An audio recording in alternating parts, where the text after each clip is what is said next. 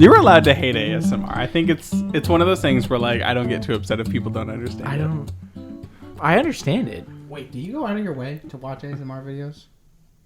I legitimately every once in a great while will listen to ASMR on purpose. Okay. While I'm falling asleep. Okay, I can understand that. I know my specific triggers. I don't share this with the world, except now I'm saying it on a podcast. How do you feel about the ones that like are trying to talk to you and they're like role play as? I don't love. So okay, so I this specifically avoid any ASMR that makes me feel uncomfortable. I don't want that. No, I like. There's a specific ASMR person who does role plays that are just hilarious. Like they're just like comedy. Like it's kind of like she's doing them like ironically because they're so like just like weird. I love the videos where it's like Lego Yoda falls off the edge and dies ASMR. Right, like or like one of the ones she does. It's one of my favorites. Is like it's an artist pretending to be a famous French artist draws a portrait of you, and it's just her like scamming you out of money the whole time, and she like you like the role play of it is like she's like, I see you found our Groupon. Like because she's like I shouldn't even be on Groupon. I'm such a good artist. I'm so French. I love all kinds of bread. Like it's just like 30 minutes of stuff like that. Like it's almost like watching The Office or like watching like 30 Rock or something, where it's just like constantly just like hilarious. It's just that she whispers it, and that's like the whole thing. Like it's kind of funny. So that's the kind of that I can understand a lot more. The one you showed me of someone chewing candied strawberries.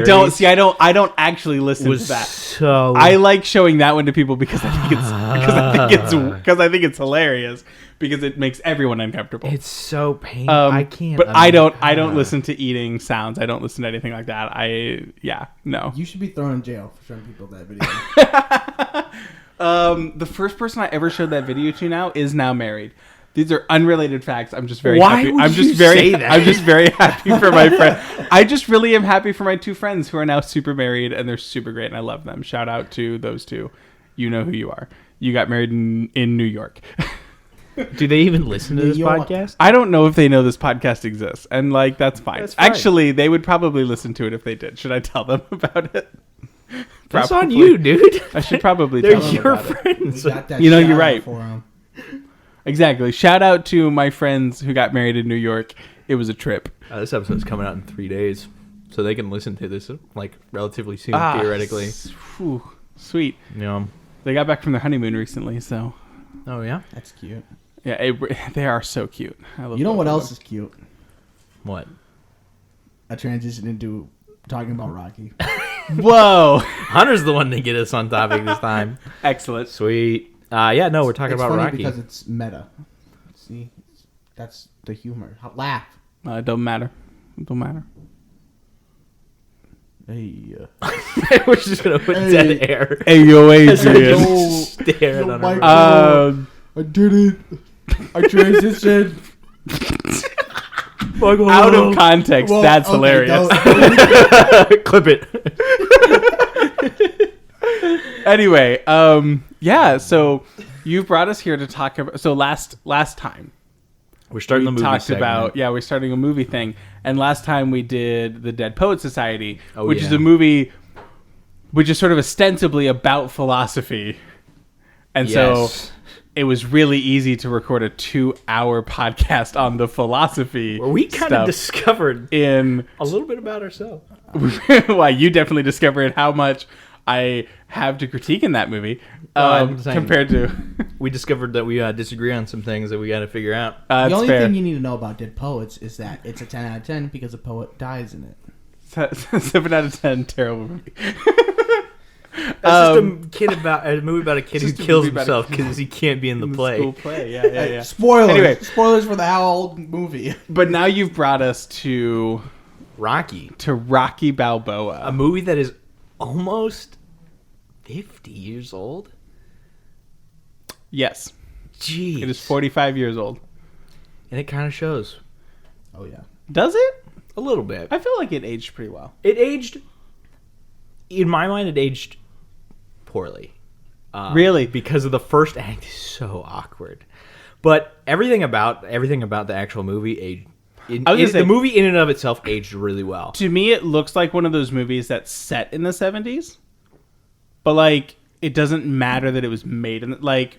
I don't think there's nothing in the movie that made me say, "Oh, this was definitely made in the 70s and belonged in the 70s." Right, To me, it's it was not just like it's just set in the 70s Yeah. because it was made in the 70s. But like to me, like if someone had told me this movie was made like 20 years ago and set in the 70s, I'd be like, I can see this movie being made now. yeah, like that. Right, Yeah. No, I think in terms of that, it aged pretty well. Yeah. I thought so this was the first time I've ever seen this movie. This is the 4th time I've ever seen this movie. The third time was So I last watched night. it. Oh shoot! No, that's right. That's right. So I've watched this movie a total of 5 times. Excellent. The fourth time was The last first time night, and the fifth time was this evening. it was on Amazon Prime, and Gregor and I were like, "We're gonna culture ourselves. We're gonna watch Rocky. It's a really famous movie."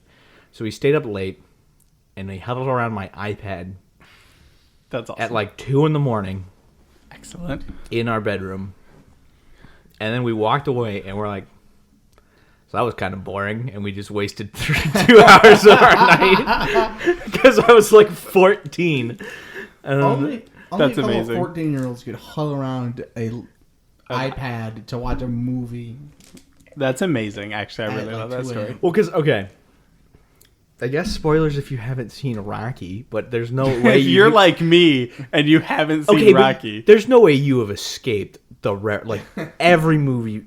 A lot of movies reference Rocky. No. there's Yeah, nothing- I knew several things about the movie There's nothing walking big in. to spoil about Rocky until That's true. But actually, 3? I think The only thing you can spoil is the results of the fight, yeah. I was Which gonna say that is the everybody should know. one, which is thing what I'm at going the to end. spoil right now. Oh, Rocky. okay. We walked away that night and we're like, dang, he loses? What's the point?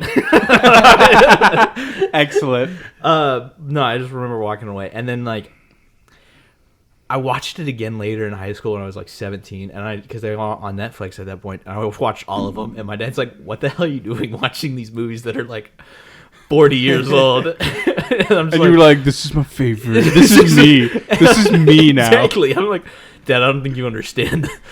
This is amazing. I am Rocky Balboa." I love everything about this. And then watching it again, like last night, I was like, man, just something favorite about movie. Honestly, I think it holds up better than Dead Poets Society does. Interesting. No. Interesting. Just no. I would have probably said that I think they would have been equal. They have very different audiences. Well, But, like, I think the reason why I say that is because Dead Poets Society hit me at a really good time when I was in high school, and to me, it is very much a movie for high school teenagers to like get them kickstarted. yeah, that's And accurate. this movie is more of just like for anyone, really. Like that's why I say it's held up. Oh, okay, better. that's fair. So I like it more now because of where I'm at, not because of the actual movie. Okay. So thematically, Yeah, I think it is more universally applicable. But no, the big thing I want to talk about with Rocky is we got started with Dead Poets Society. Rocky is really a movie, in terms of like philosophy wise. It's a movie about living up to your potential, and that's kind of what I want to talk about. So, at the start of the movie, Rocky is. Does he describe himself as a bum? the world Not until the later. world describes him as a bum. He's kind of just He's got no a respect. terrible person. He's got no drip. He's got no. He got no ice. He's Why, pretty. you're dating this podcast to 2021. He's Rocky dated itself. All right. I'm gonna go out. The I only I one- think Rocky's pretty dated by The the only- filmmaking in it. the personally. only reason why Rocky is I would consider like dated in terms of filmmaking is because of the clothes Rocky wears. I just think the quality is like such a 70s quality with like, I don't know. What do you mean by that? I've also seen Rocky way more times. Film than 5. resolution or Yeah. And just okay. Well, yeah, that's also that's a thing. I don't know. Sylvester Stallone's writing is not like overall good, not like amazing scene to scene. The dialogue, I would be there with you, but I think the actual writing in terms of like shot selection is pretty solid. My sister had a crush on Rocky when she was like 11 and couldn't understand any of those feelings. So I've seen these movies a lot, way more than 5 times. So sorry, I've got some personal. I would say on my now one time watching it, I would say that Rocky is better than almost every single movie I've seen in the last 5 years. Dang. I thought it was better written than pretty much any movie I've seen that was made in the last 5 years. The dialogue is a little bit clunky. Dialogue's a little clunky, but Rocky Balboa is a moron. So, I mean, it kind of worked. What would you... Okay, so before we get into like really talking about the message of the movie, what would you rate it, since we did that with the last one? Out of 10. I'm going to give it a 9. Yeah, that's kind of where I'm at. Like 9. 9, yeah. 9.5 out of 10. Like I thought it was a well-written movie. I will say the reason I don't give it a 10 is I thought the first half hour was pretty rough. Was so like we were 30 minutes into the movie and I was literally thinking to myself, oh, we're going to get to recording about this podcast and I'm not going to have anything good to say because I do not like this movie. That's kind of the I like the first part of the movie because of the second part it redeems. Right. Having now seen the rest of the movie, I was like, I wonder if rewatching the first part of the movie, I would like enjoy it. See, like I would get more out of it. Right. Because the first half, like literally the first 30 minutes, I literally was just like, oh my gosh, I'm not gonna like any of this movie. It's gonna be so unfortunate. What would you give it, Hunter? Out of 10. 6. Now, I will say that you probably should watch Rocky. It's one of those culturally landmark movies, so I would watch it once, at least. And then, personally, having seen the whole series except 5, I think it's the only one I missed, and you don't need to know anything about 5 other than, I think he starts a restaurant at the end of the movie because he gets his money and wealth back, I think, at the way end. That, I think 2 just does everything Rocky 1 does better. And then Rocky actually goes on to win his fight in the second movie. And I just... Nope. And it's way better written, and I think it's better shot. From going off my memory now, if we ever watch Rocky 2, I'll probably eat these words like a turd sandwich. But it's just awkward, but the fight... The message is good, the overall is good. Watch it once. That's what I would say. So... Rocky 2 is pretty good, and it's probably my favorite one in the series, so I'll give you that. Yeah. See, that's why I just don't... I haven't seen any of the others. I would others. Maybe bump... Honestly, Rocky is... 7... the only reason I would give it like above 6 is because it is culturally a landmark movie.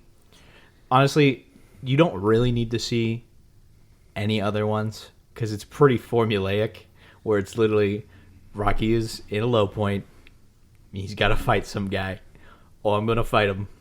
Oh, I'm going to really fight him, guys. Don't worry about it. Then something happens, and he's like... Oh, I don't know if I can fight him, guys. Now I really got to fight him, and I really got to get in shape. Training montage. Here we go. And then there's the fight, and he's always just like, come on. I will say, I think I would give it a 9 out of 10, and I would say I don't think anyone needs to see this movie.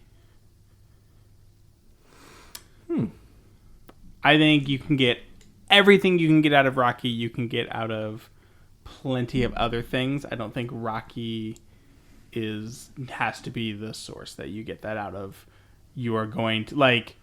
Oh, that's fair. I don't think I got anything out of watching Rocky that I had not picked up from tens of other things just by being a human and engaging in normal media. Yeah. It was good. I wouldn't disagree with that. The reason... Okay, Rocky's important also. The reason why I say that is just because I just like the message and the way it presents it in terms of like a boxing movie. I didn't know I liked boxing before I kind of fell in love with the Rocky series. So But no, I think the message of living up to your potential and going the distance is a really important one. So that's just why, personally, I like it. So let's get into the actual movie here. I want to watch Cinderella Man now. You should watch Cinderella Man, Mark. Okay. I just want to put that out there. It's as another, the resident movie critic in our friend group, Um, every movie that exists should have been seen by you. well, no, Cinderella Man is kind of similar. It's about being like a father in a depression. Hunter And knows he's an a actual boxer. movie critic who has bad opinions. Okay, you're also technically an actual movie. We critic, should not. mister. We should not just slam some random person on this podcast that is not here to defend I'm themselves. just gonna do it. No, No, I don't. won't partake. Leave him Joking. out All right. of this. Joking. Anyways. Yeah, you're definitely like the leader on this one. I have already questions about things you've said, but Oh, I don't okay. I just want I'll get into the actual movie part. So Yeah. he starts out as just a bum. He is he works for the mob. He is clearly a good boxer, but does not try. And then he's just got no real direction because he doesn't do anything with his life other than those three things. Like, I guess he's trying to do stuff with Adrian, but it's not like going anywhere. Transition to he gets a really lucky fight, which he then turns down. He goes when he actually accepts the fight and takes responsibility, decides to go the distance. That's where he finds his true kind of meaning, I guess. So I mean, I don't know. What questions do you got, I guess, with that? With my so assistant? you said the main message was living up to your potential and going the distance. Mm-hmm. Can you define those? So, What do you mean by living up to your potential, and what do you mean by going the distance? living up to your potential. Everybody, potential is such a weird thing because it's not a tangible thing, but it's something that we all recognize. So Rocky clearly has the talents to box. You can see that in his first fight, and then his trainer is like, "Dude, you could have been somebody. Like, you could have been a contender." So he has this potential to actually do something, and by living up to that potential, he is using his talents to the fullest of their ability and actually meeting what he's capable of, I guess. So you wouldn't want somebody who's got like 130 IQ to end up being a store clerk and smoking weed all day. You know what I mean? You would want them to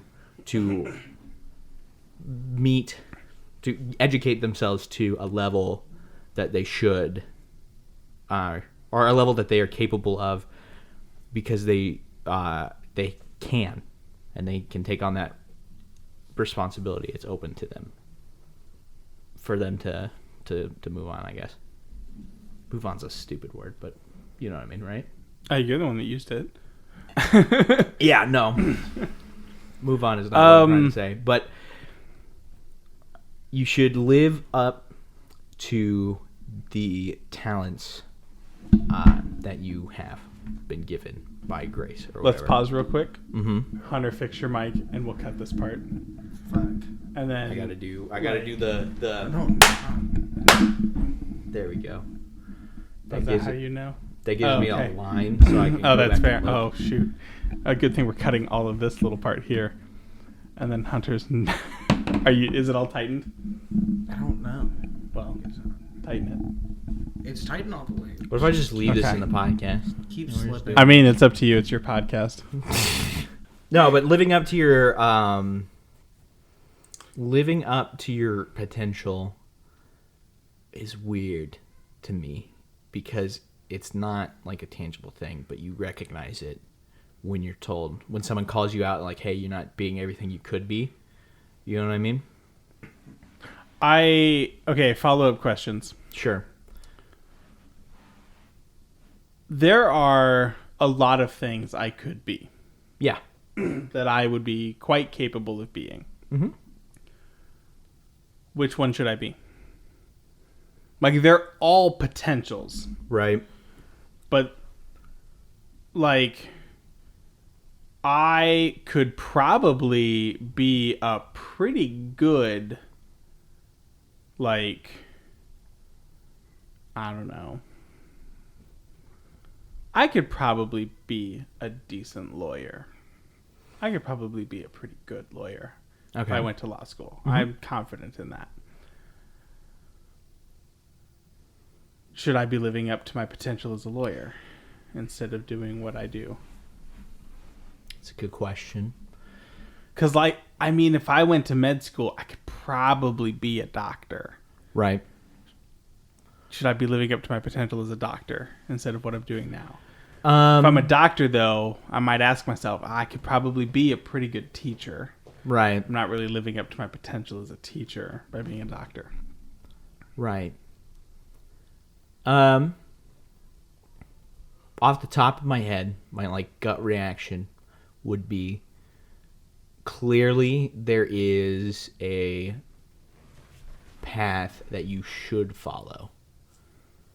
Or not clearly, but there is a path that that everybody should follow. A vocation, I guess, of sorts that they are built for. Kind of like the Platonic forms. Everybody has their own, and it's a process of discovery. But you should meet that form to its full potential. And say you could be a pretty good lawyer if you decided that that's what you should do, even if it's technically not your form. You would want to be the best lawyer that you could be, not to just try it on a whim and just be bad. Like, what's the point of trying it on a whim to just be bad at it? That's fair. Actually just go the distance in that by taking it to its fullest that you can. And maybe the position in your life, you're forced down a thing, down a path that isn't optimal, but you can still do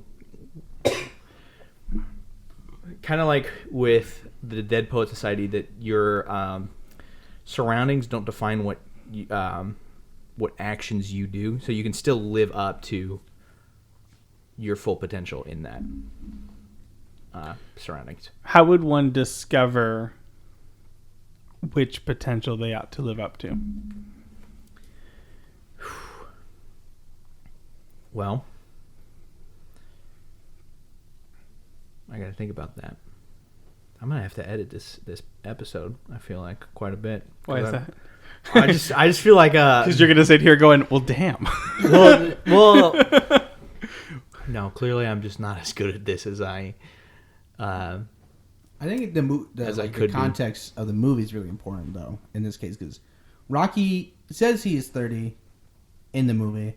He does. And he's like clearly got this direction he wanted to go down, but he washed out of it, or he didn't put in the full effort. Mm-hmm. So that's very helpful in this situation of being the best you can be.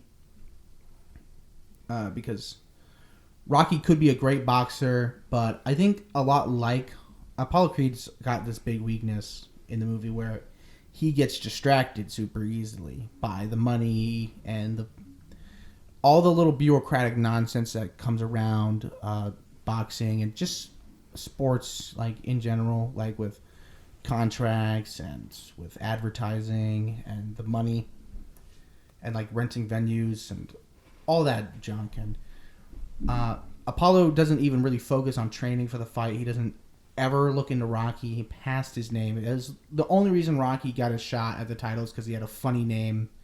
The Italian Stallion fights Apollo Creed. And so they just have the same weakness where they get distracted easily. Like, I think that's what I want to say. Yeah. And to go back to the point of like, how do you discover what you should be doing, or what is your, I want to say form, but I also don't, because then we're going to bring up Plato. What are you afraid of, Mark? I'm not afraid of anything. I just, sometimes Plato annoys me. You're allowed to be annoyed by Plato. Um, To be fair, if you're talking about individual forms, you're Yeah. really more talking about Thomas, but that's fine. okay. I'm more comfortable with that, because Thomas isn't like, well, everything's just wisdom, my guy. Just think about it. You should read more Thomas. So if we're talking in individual form, I guess a process of discovery and self-reflection would be what I would recommend. And then, What do you mean by an individual form? okay. So people are built differently, very uniquely. Just built different. Yeah, you like yes. Entirely? Not entirely, Okay. because you're still a human, Right, because you also have the form of humanity. but everybody has their own biology. Everybody has their own upbringing and circumstances and experiences that aren't. You can't like you can't be the equal between. Equal's the wrong word. What am I looking for? Basically, two people can't have the exact same experience, same experiences across every level, because there's always going to be, people are just complex. And Right, and even two individual humans who went through literally identical circumstances would still be different. right, Because the uniqueness is intrinsic to the person. right. Thank you for putting that a little bit more eloquently. But I forgot now what I was trying to What say. do we... So... Oh, individual forms. Yeah, That's yeah. right. Duh. I'll put it this way. I have a specific word I'm thinking of, but I'm just interested in what you're thinking before I say my thing. What I'm trying to get at is everybody has, because then they are a very unique individual. Everybody has a unique purpose of a way that they can contribute to the world optimally. Perfect. You said the purpose word, which is what I was looking for. Okay, Yeah. cool. I was fishing for the word purpose. Yeah, when you start your life, you aren't what you're ultimately supposed to become. Right. Like, it's not an imperfection of humanity that growth is intrinsic to a human person, which on the one hand is comforting, because if you're not there yet, it's like, yeah, probably, and it's not an imperfection to not be done getting better at any point in your life.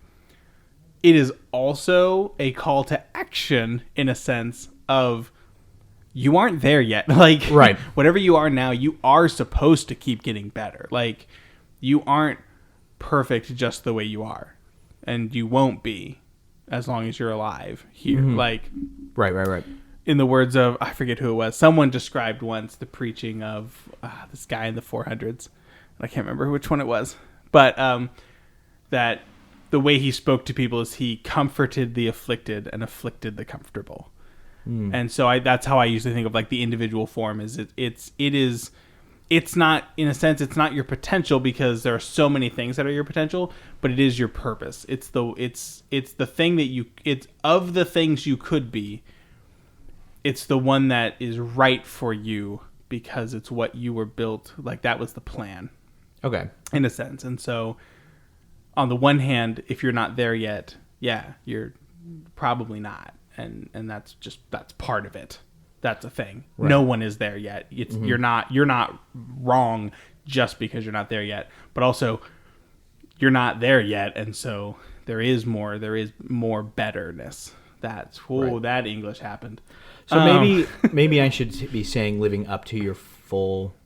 I see potential Purpose is the word Just- that I usually use because potential is open-ended in my mind. I know potential's open-ended. But there's also an English phrase, living up to your potential. So I right, mean, like, that's I the get one it. that just like it's got its hooks in my brain. Yeah, as More I than constantly tell my students, living up it to your doesn't matter what you say, purpose. it matters what you mean by what you say. living up to your purpose sounds wrong to me.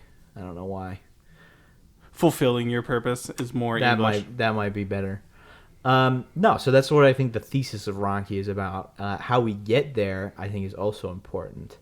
Because at the beginning, Rocky is a bum, and he describes, I think, in a really great scene where he talks to this 12-year-old girl.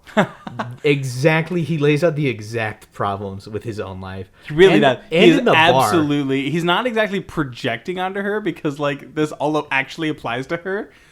He's projecting onto the guy in the bar though, when he talks in the bar. The Remind bartender. me.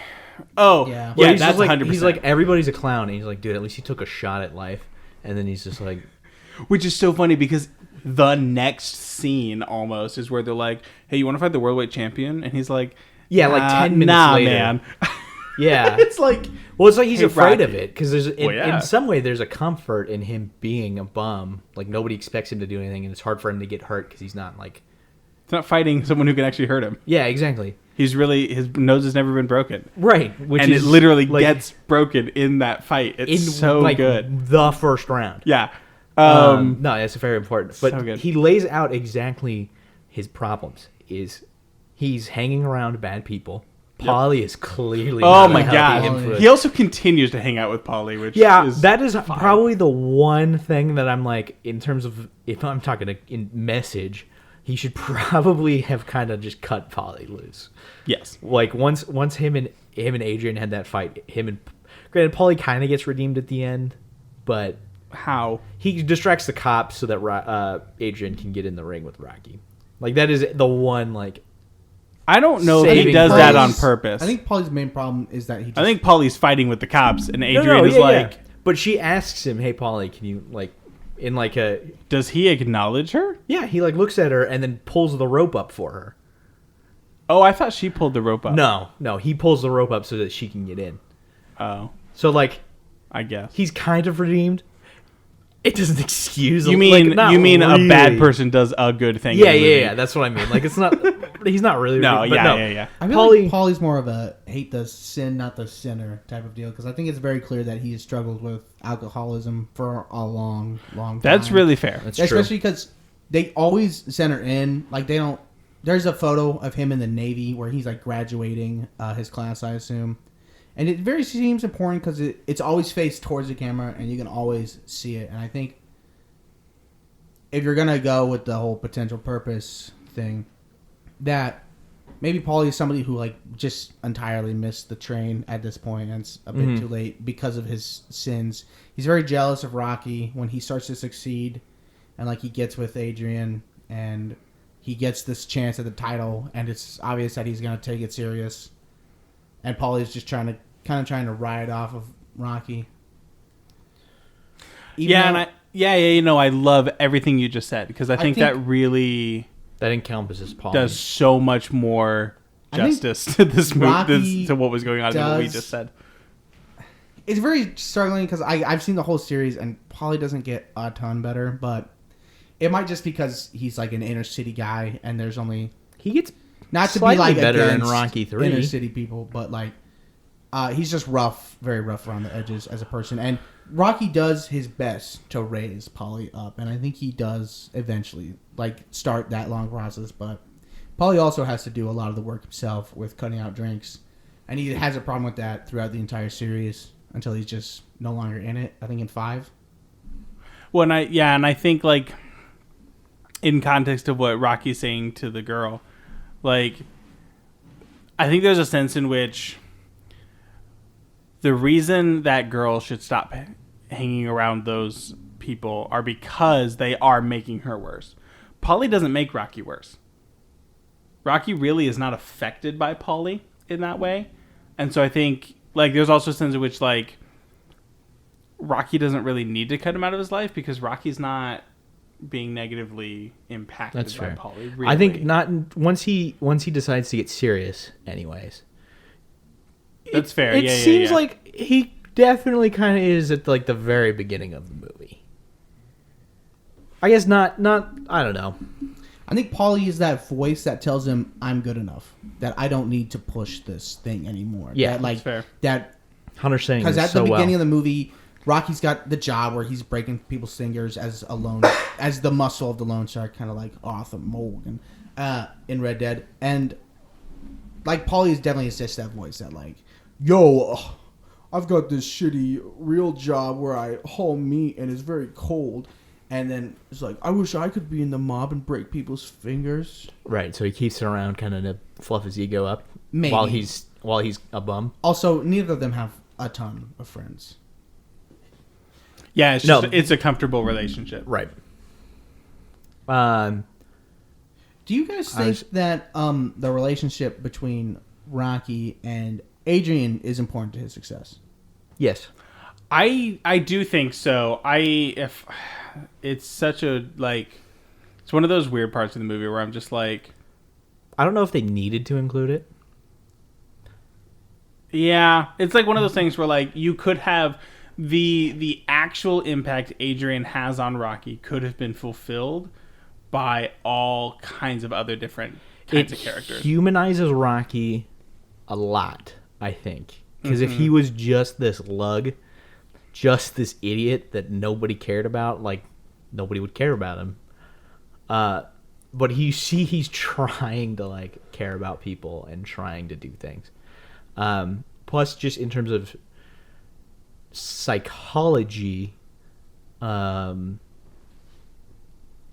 developing a long-term like romantic relationship is a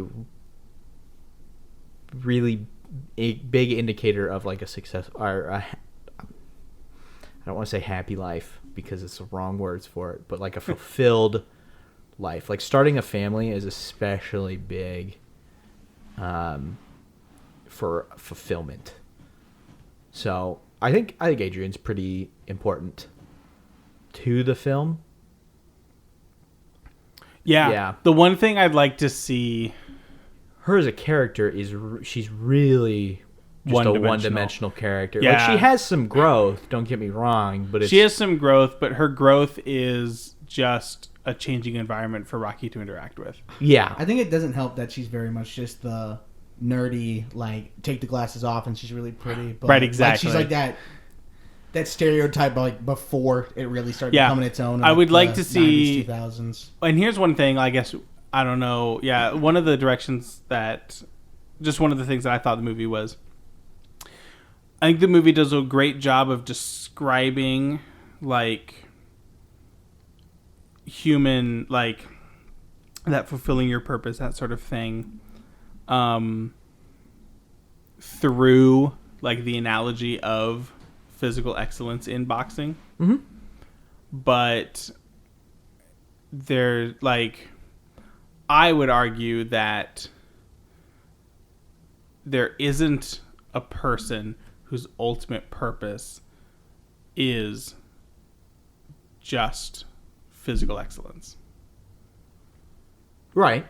And so I like agree. and it's not something that I think this movie needs to like No, I don't do otherwise. But like that was the thing with like with her, in so many ways we don't see a lot of character growth of Rocky ever working for the good of another without it being also a direct benefit to him. Like the way he treats Adrian is not that it's bad, but I don't really, if there's not really a lot of scenes where he is interacting with her and like her purpose and likes and things are the focus. It's always about him. Yeah. He defends her honor. Yes. He defends her honor. And I think that's but also where it's... like when he talks to Paulie, he is never interested in Paulie.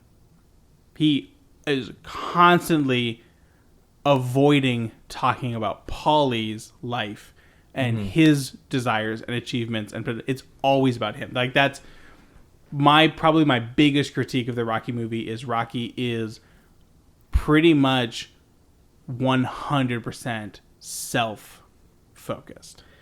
Now, the one defense of that I would have is Rocky clearly needs a lot of work.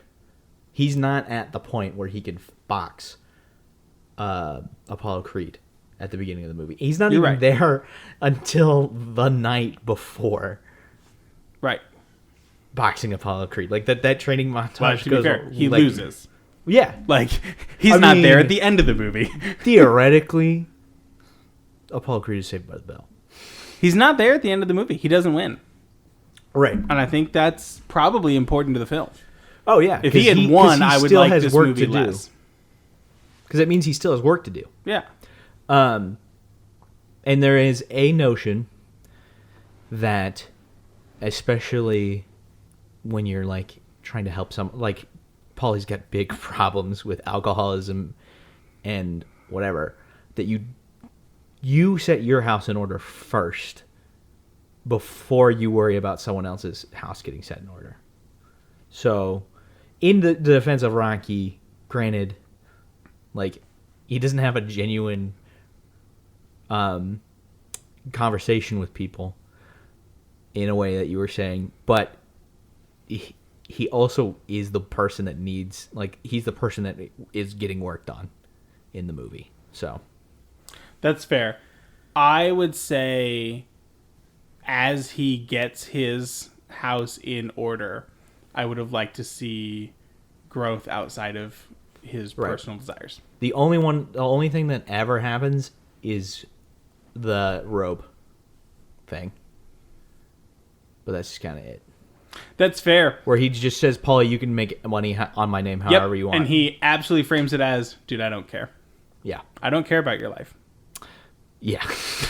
That's 100% how he frames it. And I was like, yep, that could have been a great scene. Where we see Rocky say, look, actually, I want that for you. Nope. What he says is, I don't care. Now, could it be... I disagree. But I disagree with your statement, Mike. Disagree with me. Because Rocky is shown throughout the film as he says that. Like, it was the week after Thanksgiving, he went on and he accepts the fight. Right, where he says, I don't care what they said to Paulie. And he takes Adrian Stein's like, hey, that stuff, it really cut deep to me. And then Paulie tries to get some money or maybe some fame for himself just by talking to the news and getting the news to record his fight. And Rocky is kind of hurt by that because he has been kind of made a laughingstock by the media a couple times at that point. But good time on my favorite scene later. Mickey says he does not want Rocky. Sorry, I'm trying to phrase what I'm trying to say here. It's Rocky is dedicating his entire self to the fight, and I think when he accepts, he lets Paulie. He gives permission for Paulie to use his name. Like he's like, "Hey, Paulie, I'm going to trust you on this one." Okay. Because he clearly cares about what the media says about him, and so he gave Paulie a shot, and it's like, "I trust you, Paulie. I know we had a fight, but you are still my friend." That is what that said to me, and even though Paulie did shitty things with them, I'm sorry. He did not do good things with the money because he got a female escort and he just bought himself a suit, and I doubt probably just got a lot of alcohol and the tickets. It still shows, I think, some growth in that relationship and trust. To piggyback off of that, so every time Paulie or when Paulie brings the media in, Rocky tries to give a reference to him later, and then he doesn't frame the robe as... I had another one in my mind, I'm completely forgetting it now. But he doesn't frame he doesn't want Paulie to get the job breaking fingers because he's had that reputation, and he doesn't want Paulie... Maybe he doesn't want Paulie's reputation to be marred. I think that wouldn't be too far of a stretch. And then... when he does get the robe, he frames it first as, I did this for my friend, and he wasn't gonna be like, what are you getting out of it, until he was like pressed on it. So Yeah, no, I 100% accept those arguments. Yep. No, it definitely could be worked on though. No, you're right. But you know what?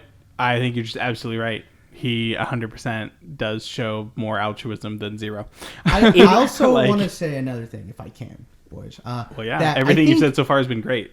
So this might be controversial, and you might think it's wrong, but I think Rocky was, when he went to Adrian, it was clearly because he was in a low place, and I think he saw a girl that he might think is, I hate to say it like this, but like easy, and in like, hey, she doesn't have a lot of prospects. I don't have a lot of prospects. I can maybe get with this girl, and just that. I think Rocky was in that relationship for pleasure, and that just as he talked to Adrian, like, because it almost became like talking to himself in a way, and he's just like, he maybe starts to realize that he just actually needs somebody in his life, and I think he does actually start to love Adrian after she kind of...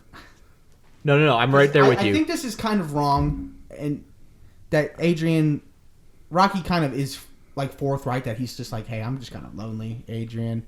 But it's just the way I interpreted it, as that Rocky goes to Adrian for like some pleasure, and then he's just like, hey, I'm actually lonely. Like, if you actually want to start a relationship, that would be cool. And then Adrian's just like, yeah, let's just do that. And then they really build each other up with Rocky helps Adrian get out of her shell, which is like that's just like by the numbers.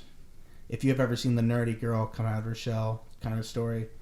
And then they both build each other up, because then Rocky has actually something to fight for, because I think if there's like an alternate take of the movie where Adrian's not in it, or a character like Adrian, that Rocky would have been in it for the money. And like, let's say there's an alternate cut. There's no Adrian, and Rocky wins the fight. Like, Rocky would have become like a guy just in this for the money and the pleasure and like the clout, like not fulfilling his purpose, I think. I do think there's something that I really like about that. So when he wins the fight, Rocky absolutely does not, like, the one and only thing on his mind at that moment is Adrian. Mm-hmm. He doesn't want to engage. He doesn't care. He's not engaging with the media. He's like, in a sense, he really actually, like, he doesn't care. Mm-hmm. Like, because it's not about the fight. Yeah, it's about living up to your purpose. Exactly. No, it's about the cones. To fall on, I can totally see that interpretation. I do think there is genuine, like, they have feelings for each other in the in the second, like, the first scene where they interact in the pet store. Like, you can see that Rocky's been doing this for a long time. I will say, and when that scene first happened and you and I were talking about it, like, in the moment, and I was just like, this is kind of creepy. I'm like, nope, 100%. I'm like, nope, Mark, you are absolutely correct. This is clearly what's going on. They kind of do like each other. I will say, he definitely talks to himself, and it is within talking to himself that he's finding, like, man, I kind of got nothing going on. I got to be a moron to do what I'm doing. Like, what I'm doing is just not good. It's not sustainable. Yeah, it's really weird that, like, Adrian becomes like a mirror almost for Rocky to gaze into, and see something. And then later on, he's like, when just talked about why do you like Adrian? He's like, well, you know, like, we fill in each other's cracks. And I was like, that's a really good analogy. Like, yeah, because of the lysis. We talk about that friendship. is exactly what we talked about. What I literally was talking to my students about yesterday. That's man. Yes, which is why I love that the first thing he says to Adrian after the fight is, "Where's your hat?" Really? Yes, because she's been wearing a hat that entire time up to that point, and it's been established in that movie that when she takes her hat off, is like, has become, in a sense, that's become our metaphor for, like, she's feeling more comfortable. She's like, that's the more fulfilled version of her. She did stay back in the room because it seemed like she was uncomfortable with the crowd. Yep. and she's got her hat on, and she's staying back. But then she's rushing through the crowd, and her hat comes off. I didn't even catch that. And I think that's probably like, and for Rocky, like in a sense, Rocky's first words to her on the one hand are probably for the audience to go, "Oh, her hat is gone," but also in a sense, like for Rocky, like it establishes continuity in the film. It establishes continuity in the film, and it's like Rocky in a sense is like he is focused on her. Right. And it's in that moment established earlier that he thinks she is more attractive. He does think when she's she more is beautiful. when she is without that more confident. When she's more confident. When she's not hiding literally behind glasses and under a hat. Right. I just realized I hate the conclusion of the 3 and 4 now because he doesn't scream, "Yo, Adrian, I did it." Doesn't she? Don't you remember? No, she doesn't die. Remember She at the doesn't end of the die. That's second right. movie? Whoa. No, she does die. Like, whoa. But that's after 5. Okay, After Rocky, so he just she has a kid later in the series. Yes. And she like almost it's the second one she has a kid and she's like they don't know if she's gonna make it and Rocky has to go fight. yeah. Oh my gosh. Yeah. And dude, some of the like emotional heartstrings in the later ones do end up there's like some major heartstrings later. Now 4 does it the most cheesy because a Creed dies and he's just like driving montage time. I just But it's just at 3 he the fight actually ends and there's a scene after where Creed and Rocky go at it again in their third and final bout. And it cuts. The camera cuts. yeah, the camera cuts at the fight starts, and I know That's how the third movie. Apollo the third movie was ends. Yeah, it's kind such of good. the heart of that movie. But then in the 4, he's waving the American flag around because communism bad. Right. That is the antithesis of the fourth movie. Sure. But Can we talk about my favorite scene? yes. Yes. What is your favorite scene? My favorite Because I scene is have the scene where the shorts are wrong. Okay. So And I wanna know it's why. the night before before the fight, and he walks in and he sees the banner of Creed and the banner of himself and the guy who's like the promoter, and he tells him the shorts are wrong, and the promoter says it doesn't matter, which is hilariously good writing because that's like Rocky's phrase, "Don't matter." It don't matter, but it's used against him, and Rocky's whole, like, a big part of the film was just Rocky's, like, a big part of the whole thing is like do you have an accurate self view? Yeah. Do you actually know who you are? So like Creed has a very inflated self view And Rocky compared to what he actually is, and Rocky has a very deflated self view compared to what he actually is. Yes. Same with Adrian and things like that. Paulie probably is just accurately knows that he's worthless. Anyway. Nick. No, I'm joking. But in that scene, we've established several things. We've established that Rocky has a really fragile self-esteem. Yes. He can get pumped up, but like it does not take a lot to just break him again. We have established that the promoters of this fight are Creed's people. They're on his side. And we've established that the trope of the media in this movie is cheap shots against Rocky. Yep.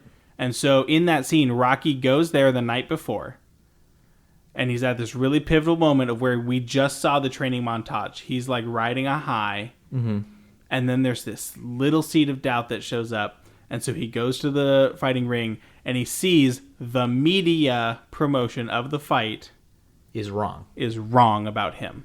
It has portrayed him incorrectly. And he has the guts to say something about it, finally, to the media person. And the media person says, "I don't care." Like, it doesn't matter.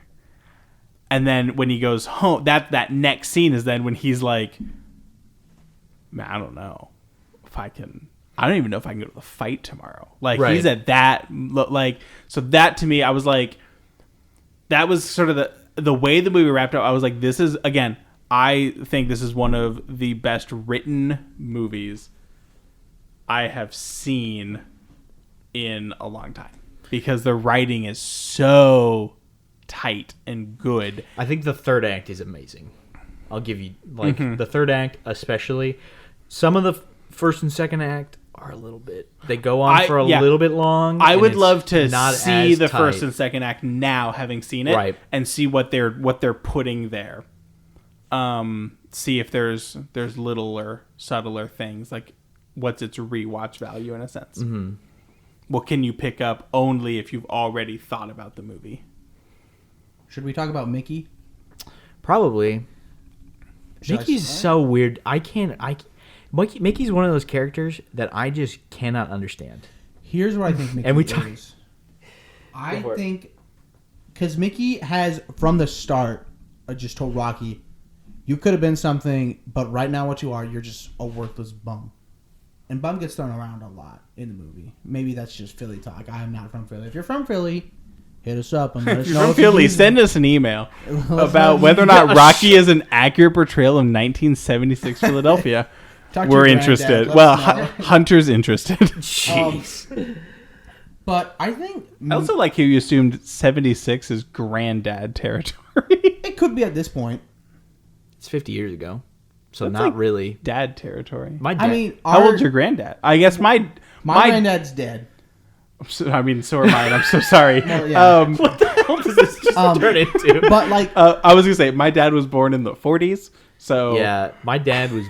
well, I'd probably like to say like like 12 when all it- of our anyways. parents are very much within grandparent range at this point. in their My life. parents but are literally grandparents. yes, one of you know, them. Hunter, you're right. I'm sorry I ever anyways, doubted you. Mickey just plays that parental role, and this almost feels more Nietzsche and Freudian, where it's just like there's this father figure that's giving Rocky crap, and Rocky's just ignoring him. He's just like, "Screw you! You didn't give me anything," and like it wouldn't be surprised if like there's another cut of the movie where he like has that Freudian slip and calls him dad or something, because that's how it was to me. That like this is Yeah. Rocky thinks that Mick failed him. Yeah, And Yep. but Mickey also kind of thinks that Rocky failed him. Yeah. it's 50-50 for sure. It And, seems like. And that whole like not knowing your own value thing that Mike talked about, I think Mickey can see the value of people, and at least Mickey knows his own value as a washed up old time boxer. And I think that Mickey's wrong on some points, but I just think, yeah, that's just what he is. Just a father figure. He sees through to Rocky. He wants him to be better, but he's just kind of given up because Rocky's given up on himself. I'm gonna use this literary term poorly, but he's almost That's like the a college student way. yeah. He is almost a foil to Rocky. Paulie's more of a foil to Rocky. now that No, I'm but I saying get. I this. think they both do it in different ways. So He has like antagonist. he's not like an antagonist. How do you say it? Like not an antagonist, but antithetical.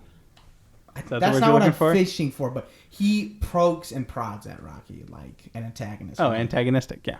So I'm more I saying couldn't say it for some reason. Nah, it's fine. I'm more saying he is something I could see Rocky turning into Mick, and maybe Creed. I haven't seen Creed, so does. maybe He does turn into Mick basically. Okay. Except kinder. So the reason, he could turn into Mick. Mick was a fighter who didn't have a lot of prospects, clearly, because he talks about how he didn't have any promotion and he didn't go anywhere. Like he fought, but he didn't go anywhere.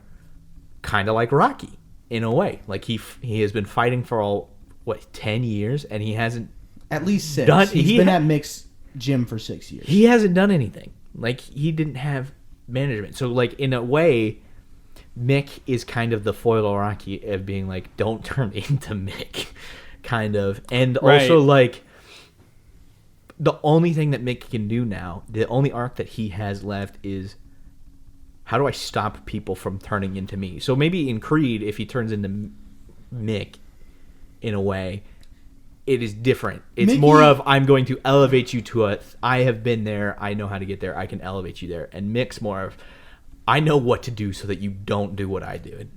I just say father role because I think Mick really plays that. Especially their bond is way closer in the second movie. And honestly, Right. Mike, I think you would really like the second movie. There's this awesome scene where he gives Rocky this lucky charm he has. It's a Doesn't he give him his shorts? Don't you remember? No, it's not a shoelace. It's not a medallion. I said shorts. He did say shorts. No, it's fine. No, he gives him a necklace, and it's got a little boxing glove on it. It's Mick's like, this is my lucky charm. If you take this, you're going to be protected, and you're going to win this fight. He wears Mick's shorts in one of the movies. That might also happen. No, he wears Creed's shorts when he goes to Russia. Never mind. Gotcha. Yeah, no, and I like that, again, one of the reasons I think this movie is a well-written movie is that the characters aren't one-dimensional in that way. Like, Mick is both a foil and a five. Like, there's complexity with a lot of the characters. Right. And I take back even a little bit of what we said about Adrian, where, like, it's not the movie about Adrian. So there's a sense in which, like, her story isn't going to be the focus ever. She could have been more fleshed out, though. She could have been more fleshed out, but she also... I don't know if she needed to be. I don't know if she needed to be, but I would also, like, it would not have hurt the movie for her to be more fleshed out. I just say that because she stays static kind of throughout the rest of the movie. She does have... After becoming a matter, and then it's really the sad. rest of when the she movies. stops wearing her hat, she kind of also stops growing as a character until the very last scene. She doesn't really become the heart of the movies after 2, which is kind of sad. Now that I think about it, that's fair. Whereas There's a like, great scene in the second one though, where she's just like, "Don't fight Rocky. You can't fight anymore," and he's like, "Don't ask me to stop being a man." isn't that like the lackeys? Isn't that later? That's in the second movie because she doesn't want him to die because that's the whole. I swear And that was spoilers for the second movie. They're afraid Rocky's going to die if he fights Creed, and Creed is like calling him out, and he's like, "I gotta defend." I don't think it's die. of It's my just family. that he could receive a concussion. So, like that would Or go blind. That's his Yeah. thing. He can go blind forever. Gotcha. because he's almost partially blind. We're getting off on tangents Anyway, here. We're getting into yeah. the weeds. So no, I like the relationship he has with Mickey throughout the movie. I think it's done well. Yeah. Another one of my favorite scenes is the confrontation between him and Mickey. It's such it is such a good scene because Mickey, you could see Mickey's like, he comes off kind of greasy, but then he like right at the end, the acting is so good because he comes off as like when he's like tearing up that he can't help Rocky avoid the pitfalls that might face him. He like tears up and he goes to leave, and then man, it's done so well. I just think Mick is one of those a character from their time might be one of the problems he has. Where I think he's Irish descended. I'm just gonna assume that might be. His name is Mickey. Well, he's just That's got fair. that like. It seems like he's more of like a New York guy whose family brought him here. Like he could probably be second or first generation. And he's just got that old timey. He boxed during the war, kind of thing. So he's just older. He's got an older look on things. So it might be. It's hard for him maybe to tell Rocky how he actually feels. And I think that's why he screams at Rocky that he's a bum so much. Mm-hmm. To go along and also. Well, and there's a lot of distract him. projecting. There's a lot of I think he's projecting on projecting both on Rocky as well. Everybody kind of projects. Also, Which goes back to our, do you have a correct self-view? Tying it together. right. And there's also just, I think the other thing is, this is definitely a man's movie. I feel like. I don't know how to describe it, but like, I did say earlier in the episode that it is for everybody, but You're right. it's boxing and it's sports and these are traditionally, and he's like defending honor. These are traditionally like masculine things. I was going to say, so let me frame this in a way that allows us to still have an audience after this episode. this has happened. This has It's happened one of the multiple times. No, I know. In other podcasts I I've am been the on. PR guy. Yeah. For your life. As I described, kind of with my students, well, they haven't heard the whole thing yet when we get to the lackeys, but. With the Alcibiades one and things like that, where I said Socrates is talking to Alcibiades, you need to be a philosophos anir, a wisdom-loving man, because courage was an important thing. And the Greek word for courage is andreia, manness, because there's a sense in, so it's not that courage is more proper to men than it is to women, but men are a better they're a more direct symbol of courage, even though men and women both need it to the fullness. And so there's a sense in which, like, obviously the lessons, the philosophy and the morality of Rocky is very human in that it encompasses all of humanity in a way that's saying, like, men, women, children, elder, like, everyone, like, needs the good, true, and beautiful things from the movie. But the way that they are presented in Rocky is a way that is very sort of clearly written for a male audience, Right. In the way that a different movie would teach all the same things, but might communicate it in a way that is more geared towards a female audience or a young audience, or, you know, your different audiences are going to shape the movie. Like, one off the top of my head, Kung Fu Panda does this, is very much kind of an extension of Rocky. Rocky for kids. Well, that's what I'm saying. Like, Baby's first Rocky. Rocky very much is the be comfortable with who you are and live up to expectations and be the best version of yourself that you can be. It's a very universal theme that it has gone through movies, like, all the time. A lot of kids movies do it, like Kung Fu Panda, How to Train Your Dragon's another one, freaking Lion King, like, it's big. Cruella. Jeez. None of us have seen that. I can't even make fun of the movie. I've never seen it. Yeah, exactly. But no, it's just maybe it's just the fact that I'm a college kid, but this movie is like it puts me right there, man. Like, after the fight and the freaking music comes on, I'm like, okay, time to go. This is like that time that you read the first page of Moby Dick and you were like, I'm right there. This is exactly there comes a time in every man's life where he just needs to, like, be on a boat. And you're like, oh. Yeah. But no, it's something about the movie is very much geared towards, and like what I was going for at the beginning is, like, it's very much the way the characters interact with each other, minus Adrian. It's very much like locker room talk. I know that's like a bad term. But not locker room talk in the sense of, like, vulgarity no, like awfulness. But like, no, you're right. It's very, in a sense, it's very masculine. Yes. And it's very, in a sense, it's like they don't like Cutting through the truth. Well, it's just you don't express your feelings in like a, you know, like he doesn't tell Polly that he cares about his image and his, like, self-worth. Yes. He doesn't. It is yeah, it's one of those things where it's like it's male in all of the ups and downs of it. To go with Hunter's point, like, it does matter to him. He does care, but, like, he doesn't say it. Exactly. Until he has that relationship with someone who is outside of, in a sense, the locker room, where he's like, actually, you do help me express these things in a different way. And he could be intimate with Adrian, and he doesn't be like, Polly, I'll hug you. I love you, man. He's more of like that's Creed later. That's number 3. No, but, like, yeah, it's, I don't know. I can very much see, like, a guy. The dialogue is very genuine to, like, dudes hanging out. Just dudes being guys. Yeah. Yes. If I keep talking about it, I'm just gonna ruin what you said because you put it very, very well. So no, it's fine. I don't think I've got my favorite scene is probably, I don't know, the scene, probably the end of the fight where he's like, I'm all about Adrian. But other than that, I don't really. It's a good scene. The culmination of the movie.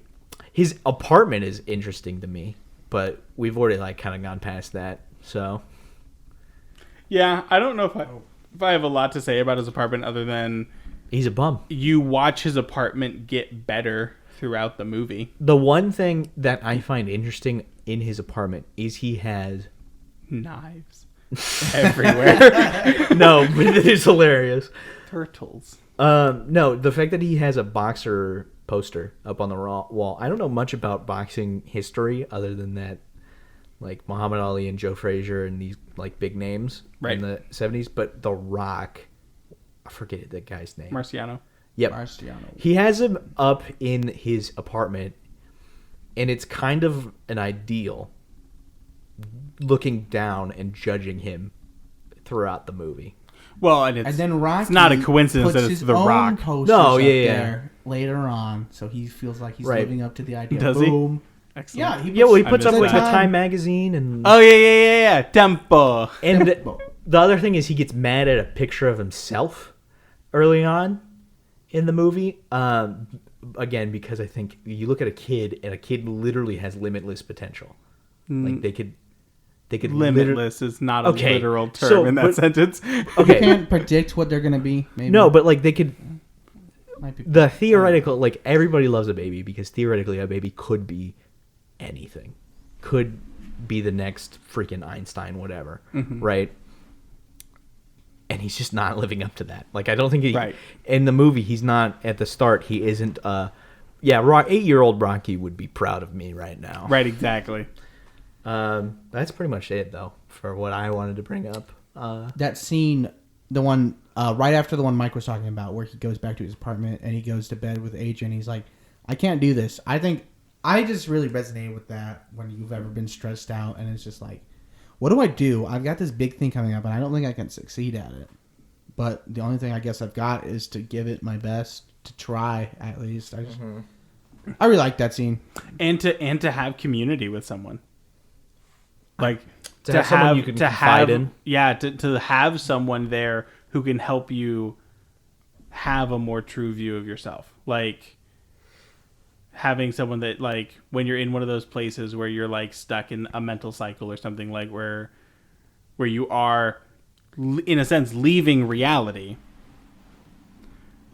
and in a very negative way towards yourself, is having someone that you can have a conversation with or in some form of connection with them, that they can say, look, what you think about yourself, what you are thinking about yourself in this moment right now is not true. It's not good for you. It is a lie. Mm-hmm. And they can help bring you out of that by showing you, look, no, you are actually capable of doing this. And these sorts of, like, I think that someone just speak to the truth of you and trying to, in a sense, just care for you. You Right. know? Right. Yeah. I feel like if we keep going, we're just gonna get in the weeds of Rocky. We are. 2, Have we 3, 4, 5. surpassed the time of the?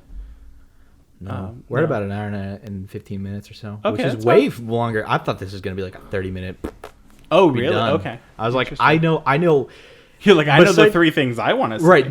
Before you're recording this, I was like, all I really want to say is that this, like, the thesis of this movie is living up to your purpose, Which is And then I was just exactly like- the first sentence out of your mouth when we started recording. right. Where I'm Maybe just it's like, just 'cause And then it's I was one of like, those- Mark, could you define your terms? And you were like, oh. yeah. Where I was Why like, did I invite Socrates to this discussion? No, I mean it's good. It's good to have a conversation It's because we also, I got think way it's just- deeper. It's a really and Yeah. easy movie to, like, maybe so, because this discussion went a lot better than the last one, where we were just like, yeah, this guy kills himself. And he okay, sucks for to it. be fair, I thought the last discussion was also really good. the last discussion was good. It's just We talked just about disagreed so on a much. lot more we things. we talked about so much for so long. Also, That is true. Dead Poets Society is way more like It is a not full- subtle. Yeah. That's That's true. I actually do think this movie is better written Like, than Dead Poets Society. The only time when this movie is like, this is the thesis of the movie, is when Rocky's like, I don't know what I'm gonna do. Like, I don't know. Can I just go the distance? That's what I'm gonna try for. That's the Right. only time where he's just like, they get really close in other parts where they're just like, you're a bum, you're not living up to. That's not very subtle, granted, but it's also not like. But it also wasn't a teacher figure looking a class in the eye and saying, the meaning of this Latin term is to seize the day. Exactly. Like, it's not Robin Williams essentially looking at the camera saying, "Are you This living move- life yeah. to your fullest Yeah, ability?" exactly. Like, I don't know. So I'm go going to back- take a second to break the fourth wall and stare at the camera. Yeah, like you I don't go get back that in and Rocky. forth. I did say Dead Poet Society is my favorite movie of all time. I hadn't seen this movie in a while. Now And you've watching seen it them twice both in 12 hours. Well, in watching them both like close enough together, honestly, Rocky is probably a better movie, and I might like it more. Granted, it is also I'm a college student. I vibe with this one more right now. I What did. I give? I gave Poets 7. You did. You And then gave I this give- one a 6. Yeah. Or I thought And you- I gave Poets a 7, and I gave this one a I thought you 9. gave it an 8.5. I might have given it that. I'm too. surprised you like this movie as much, Mike, as you did. Yeah, I 'Cause am too, because I thought I'm it going to show my hand here for a second. I wasn't actually excited to watch this movie. Yeah, no, I didn't peg you as excited. I honestly, Rocky gets a really bad. The first one, its sequels definitely get a lot like of what they deserve. I'm gonna be honest. It's especially after 4. There's like There's only one after 4. So, I mean, No, there's 5, 6. Rocky there's Balboa. more than 5? There's not a 6. Isn't there a 6? Balboa is 6. It's 5. Okay, 5 and 6. Balboa. And then there's Creed and Creed 2. Which So I there's really 9 like. films in the Rocky universe. The only, quote my only unquote. problem with Granted, Creed is that it's Creed just is very more much of like no, not it's a reboot. It's more it's more of like a like sequel series. yeah, it's more of like he's training Apollo Creed's son. Well, Rocky so isn't it's the like main- it's a different Rocky okay. is not the main character. He very much is the same. right. It's called thing. Creed for a reason. Yeah. So Gotcha. Okay, that's fair. Anyway, My one problem with Creed is just it's very much. I just don't think it's like Rocky where anybody can watch it. It very much. It feels like it'd be a lot. It'd be helpful if I was African American. Maybe that just might be my own biases speaking though. I don't. I've never seen it. So I've It's Yeah. never. so bad. Hey, you're just recognizing I might not It's- be the target yeah, audience. you're not of the this target movie. audience for the movie. I just can't. And, like, it's gonna hit you I just differently. can't fully connect with the character. Where it's like I think anybody could see themselves in Rocky, or at least I can. I just can't always see myself in. Oh God, what is Creed's first name in that movie? I don't know. That doesn't matter. His name is Creed because the movie's name is Creed. Just like Rocky's, it doesn't matter his last name is Balboa because it's Rocky. Because he's the I Italian do like Creed. stallion. Though. It's a good movie. I So, do yeah. think it's important that the film is named after his actual first name and not his stage name.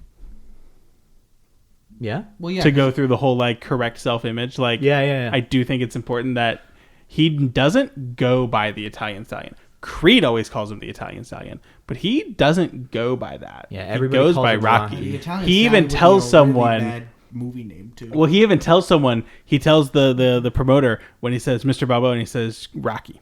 Yeah. Like there's a sense in which like